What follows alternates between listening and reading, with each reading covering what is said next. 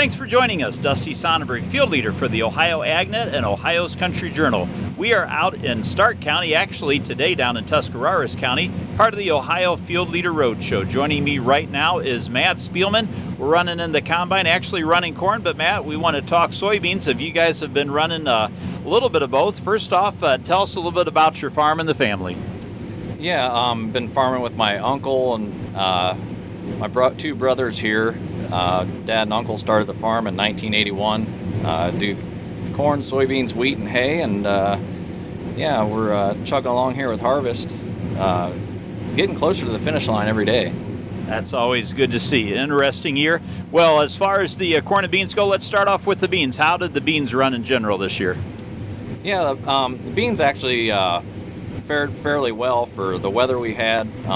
I think we're going to average up in the mid-50s here by the time we're done. But you know, for as dry as we were, especially late there, put a hurting on the beans. But you know, for what they've been through, I think we did pretty good. Well, let's talk a little bit about the markets in the area. As far as your soybeans go, where are you able to deliver those to? Yeah, most of our soybeans either go to Deerfield Farms in Massillon there, or we'll take some out to Bungie and Bellevue. And I'd say that's about where 100% of them go.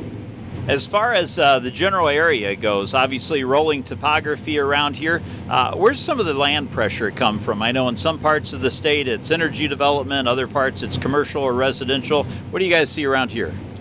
Yeah, we're getting a lot of residential pressure, and then we're getting also a little bit of solar pressure here now lately. But yeah, I just urban sprawl, I'd say, is the most pressure we're getting now.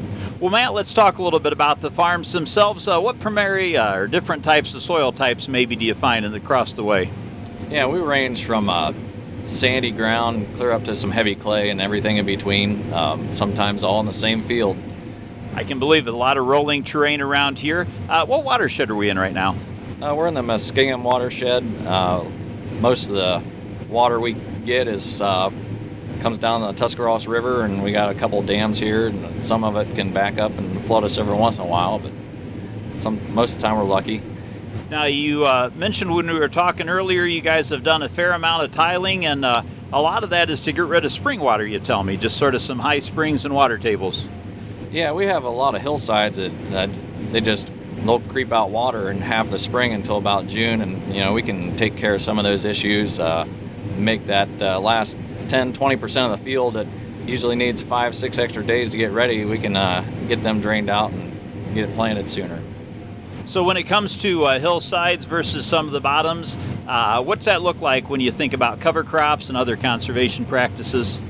Yeah, a lot of hillsides have got some pretty good slope to them. We'll try to no-till those, incorporate waterways, and plant cereal rye on some of them really steep parts, and also try to contour the way we're planting. Instead of planting up and down the hill, we'll plant across the hill. And anything we can do to keep traffic from flowing up and down helps eliminate washes.